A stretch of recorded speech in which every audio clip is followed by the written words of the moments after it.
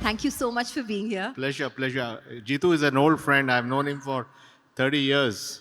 We both began together. So it's a pleasure to be here at the Embassy REIT. Wow, 30 years is a Yeah, long yeah, yeah. time. 90s I met him first.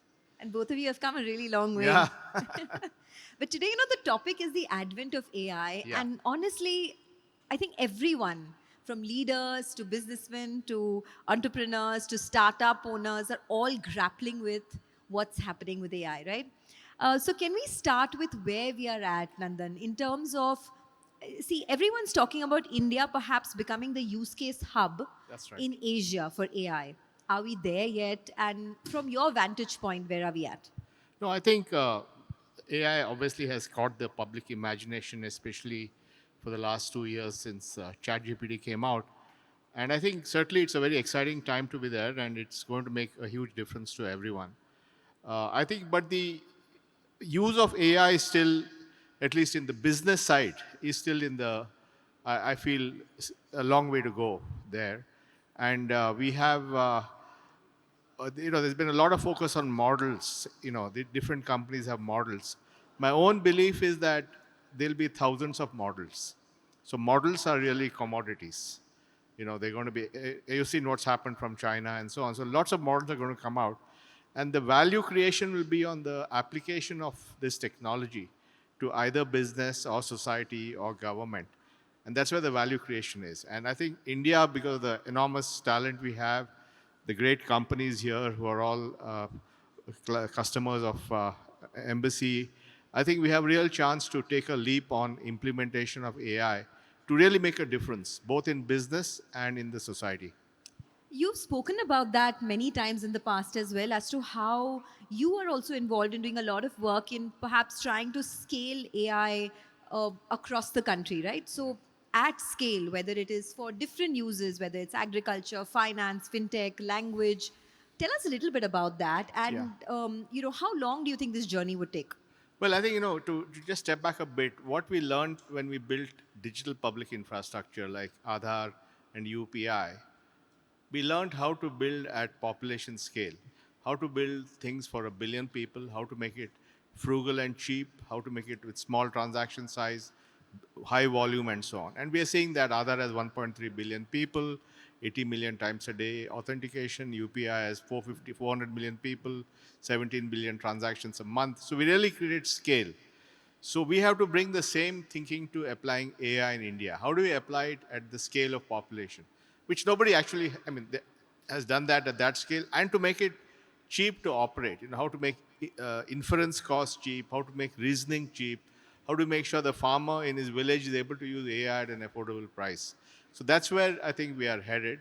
The first fundamental thing we need to do in India is language. Because it's a unique country, we have 22 official languages and several hundred languages and dialects. You move 50 kilometers, the language shifts.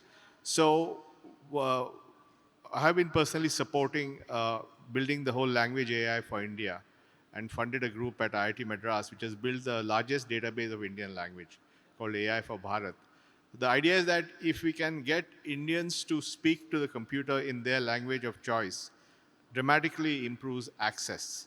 So if a farmer is able to speak in Bhojpuri to his phone and get the best information on farming, that's where the future is. He doesn't have to be, he doesn't have to read or to key in anything or touch anything. He can just speak. So I think language is a foundational AI for India. Everybody will need, India in particular, for all users. And then it will be about finding use cases. For example, if you look at finance, NPCI has now launched voice payments on UPI. So I can speak to the phone UPI and give an instruction to send money to somebody. And that's just a start. So you'll be able to give more and more financial transactions by speaking to the phone, and there'll be some agent on the phone that will do it for you. So I think we are going to see that kind of thing happening. So the key thing is, how do we take AI, apply it at population scale, make it work in your own language, and make it work in a very relevant and contextual way for your issues. So when you talk about applying it at population scale, the government is also doing a lot, right? Oh, yeah, yeah. It's the PM Kisan program, whether it's Yeah, Vistar as well. yeah. Can you tell us how far have we come in terms of what the government initiatives are and what more do you think can be done? Yeah, I think the government has been quite ahead. If I don't know whether you realize, but in Aadhaar authentication, we use AI for liveness detection. So when somebody puts a finger, we have to make sure it's a real finger, and therefore we do liveness detection. So it's been last 4 5 years. Is there's AI inside even the Aadhaar authentication. But specifically, I think PM Kisan has been a great program because that allows farmers to ask the status of their the monies they get, and that really has it has at least millions of users. So that's already a live case of a chatbot using AI. And Vistar is an implementation for agriculture. So that's based on an open agriculture network, and many states are rolling it out in the next few months. And the idea is that the knowledge for a farmer can come from anywhere. Market data will come from one side, crop data from somewhere else, soil data from somewhere else, weather data from somewhere else. How do you bring all these various data together in a way that's consumable by a farmer in a language of his choice in an instant conversation? So that, I think, in the next couple of years, you'll see some really good deployments of that. And then I think India will learn from that. Then, of course, there's the other thing which is happening, which is the AI mission, which Minister Vaishnav has been talking and leading. So they are talking about supporting the development of models. So I think there's a lot of action going on. In fact, recently I think Mr. Vaishnav was talking about 14,000 GPUs and lots in terms of data sets and everything that's required for Yes, yes. India I to think move the forward. other good thing they're doing, because AI is all about data, and I think there's a systematic plan to create public data sets. So even the AI for Bharat is a language public data set. So the more public data sets are there, which are anonymized, so it's not about personal data, then more people can train their models on that data. He also, made this joke about how India should at some point have its own LLM models. I mean, Yeah. OpenAI need not be called OpenAI anymore. No, I think building LLM is not a big deal. At Infosys we have built four SLMs, 2 billion parameter SLMs. So we know. I think we all know. We know the technology of building at least SLM. So 2 billion parameters, which you can then take to 7 billion, 13 billion, 20 billion, 70 billion. So then it's a question of more CPUs and more data to crunch. So I think that technology now has become widespread, and there also you have to give credit to the deep sea guys, because they showed you could build these LLMs for much smaller amounts than the guys in the valley, and they have published all the know-how of how they did it. So now the knowledge has become universal. Everybody knows what to do. So I'm not particularly too hung up about saying we should develop an LLM. We should develop, no how. But if you can get the use case first, make it work at scale, then which LLM you use, you can replace one with the other. So there are many people here. I mean, most of the people here are people who run teams, people who manage large businesses, large organizations, right? The one big fear that everyone has in their mind is what happens with jobs. And it's not so much about the challenges as much as it could be perhaps about the opportunities. What do you see the way forward? Not just for people who are entering the job force, which is a huge number, by say 2050, 2035 or so, but also from a managerial leadership level, what are the changes that one should do? No, I think that's a great question. I think definitely AI will improve productivity of software development. We're already seeing it with this Copilot or Cursor. There are a zillion dev in many, each day there's a new announcement of some product, right? So I think it'll definitely improve productivity, and a lot more can be done with less people. But on the other hand, a lot more things have to be done, because AI will force the envelope on new applications, new use cases. So it'll create new opportunities. The other thing is enterprise AI, where companies use AI, is very different from consumer AI. So consumer AI use ChatGPT or Perplexity or Google Gemini or whatever. But enterprise AI is going into your firm and transforming with AI. That's a longer haul, because companies have lots of technology, they have duplicate systems, they have legacy stuff from many years back. The data is in silos, so you have to bring all that together. So there's a lot of work to be done inside firms to organize themselves for AI. So there's a lot of work to be done. While some part of it will get automated, a lot of new things will have to be done. So I'm comfortable that also I think the Indian workforce, we have the largest Gen Z population in the world, and they're all very tech savvy. And think about it. The Gen Z are people born after 1997, so they were 10 years old when the iPhone came out. So they've been born to this world, right? So I think they will quickly adapt to this AI world. I have no doubt. I think so. India will actually, the number of people who will use AI to actually solve real problems, this will be the biggest place. So, how does India capitalize on that? What are the two or three things that leaders or managers or business owners need to do in order to make sure that this demographic dividend is something that we capitalize on? Well, I think first of all, we have to do some massive work on reskilling and getting people ready for this AI revolution. And therefore, firms that invest in the infrastructure and the training and the learning and all that, that's very important. You cannot do this without investing in your human capital to get them ready for this AI revolution. So that's like table stakes for everyone.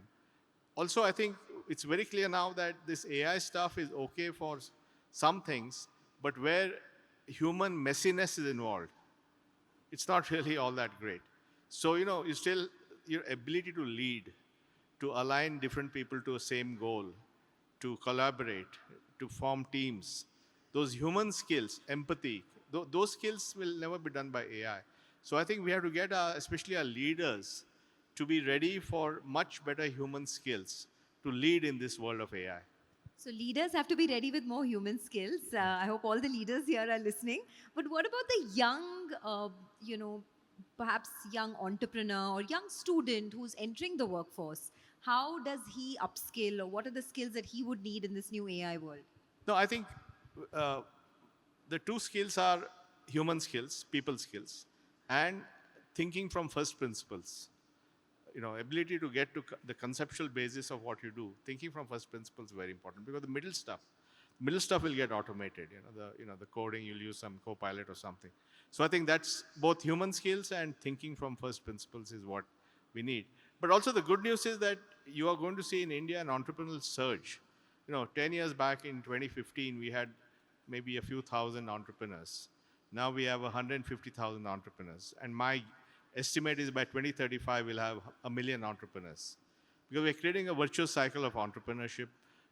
Companies are going successful, then people leaving, starting new companies. That whole thing is in a virtuous cycle. So all those guys will use AI to solve very key issues in India. So I think if you imagine if 1 million smart people solving problems with AI, something's going to happen, right? I hope so. I hope so. I mean, at this point in time, people are approaching it more with fear and little bit of, No, look, it's a discomfort massive rather change. than. It's a massive discontinuity in the way we did things. And I think so people are rightly concerned. But I think we have to embrace it. It's here. We can't stop it. It's the genie's out of the bottle. We have to now work on mastering it, applying it for good purpose. So you were talking about, the advent of AI at scale, right, in India. You spoke about language, you spoke about agriculture. There's another area that your focus is on, which is education Yeah. as well. Tell us a little bit about that, and how do you think? Because I mean, I have a young child, and I do read a lot of articles about how in the West, people are now, or at least schools are now programming using AI to give differential education to children depending on what their capabilities are. Sure. So, just education in India at scale, how can we Yeah, use AI? and actually, when you think about it, there's a set of children who have access to the best education. They're able to read, write. They have an iPad to put them to sleep and all that. So that's, I don't know whether your kid is doing that, but Thankfully, not. so what I'm saying is that they are well served. But the real challenge in India is children who can't read or write or do math. Because in our public schools, while they go to school, they don't learn. So our focus is on them. If they are able to read and write, then they can join this other category of children. So we are using AI to enable children who can't read or write or do math to learn those foundational skills.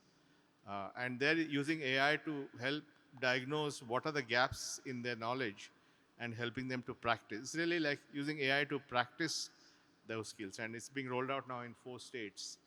So I think the way to think about this is that if India's future is its human capital, if the human capital is not educated enough to do basic things, read, write, arithmetic, then there's no future, right? So that's what, at least when we say education, we're focusing on these foundational things.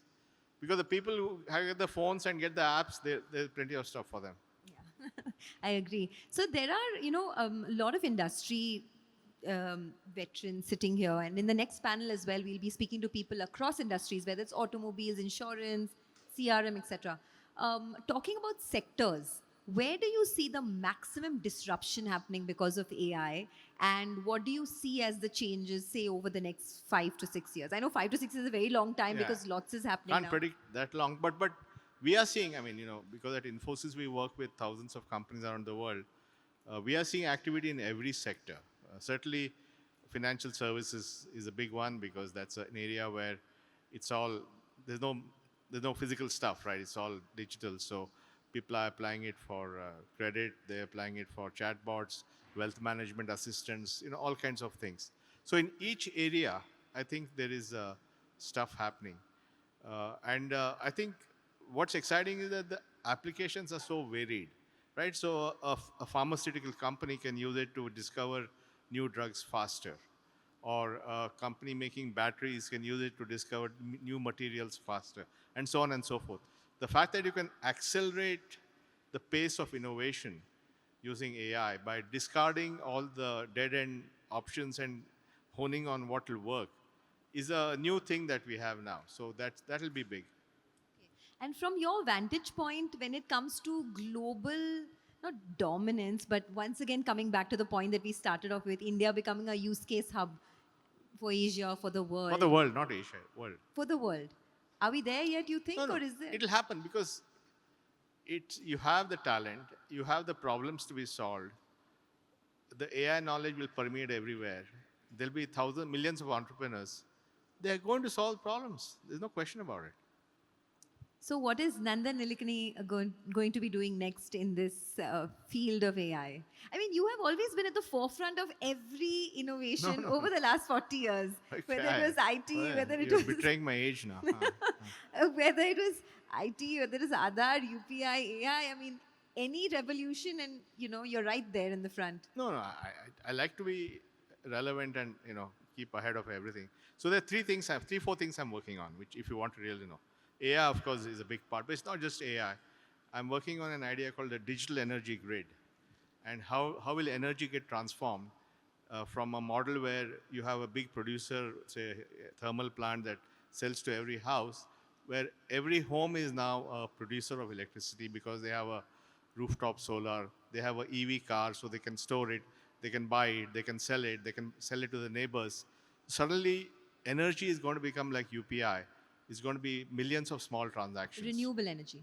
Huh? Largely renewable. Because of renewable, look, every home will have a rooftop solar, every home will have a battery, and price of energy will fluctuate wildly because in the daytime when the sun is there, prices will drop.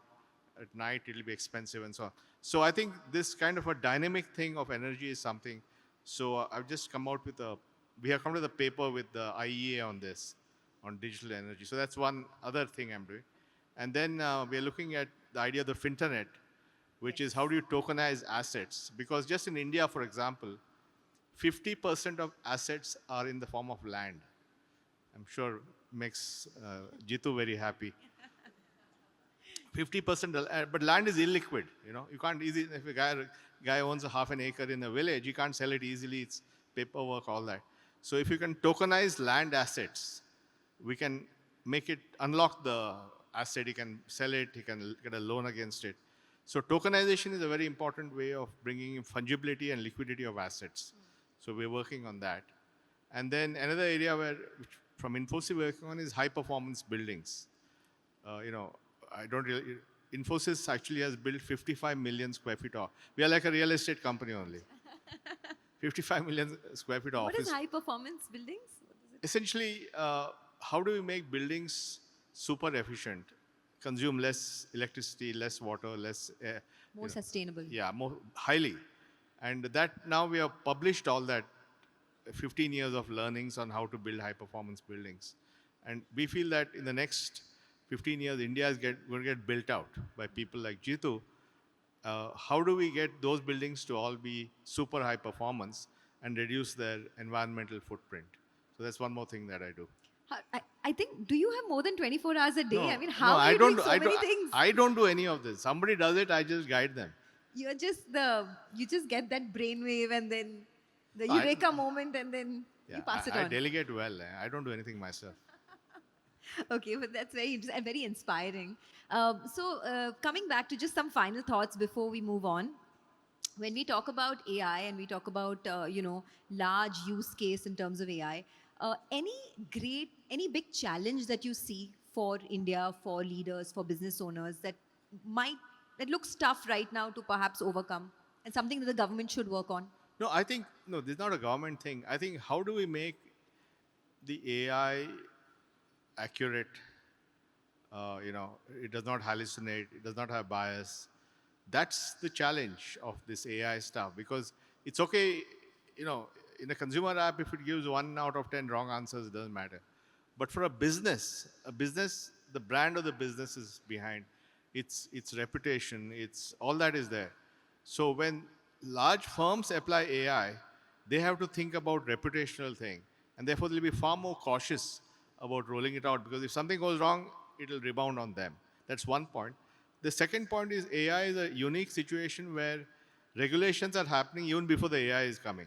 In most of the areas, regulation like in data privacy, internet began 2000, data privacy law came in 2018, 18 years later.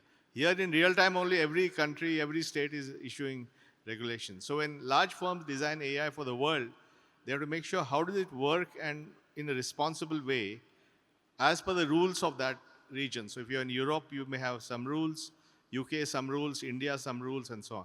So it's a whole new dimension of being regulatory compliant from day one across multiple jurisdictions. These are new things for technologies. Technologies have not thought about regulation so much as they're now being forced to.